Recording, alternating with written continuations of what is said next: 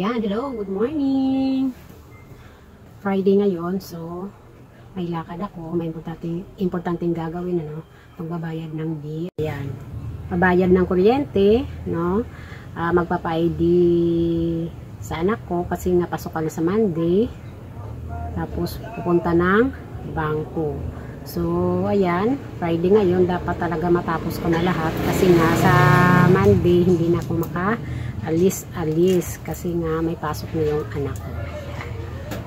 Ayan guys, paalis na kami. Dito kami sa harap ng store namin. Pupunta muna kami sa Sinico. Ayan, magbabayad kami ng bill sa kuryente namin.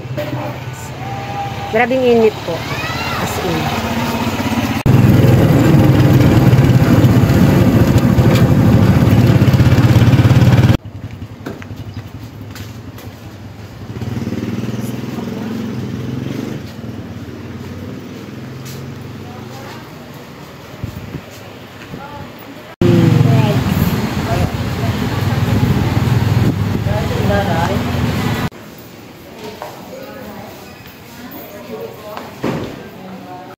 Ayan guys, kakain muna kami.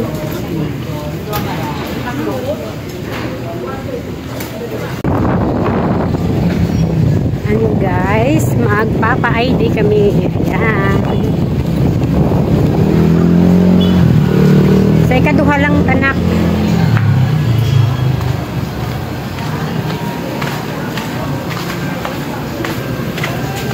Siguro.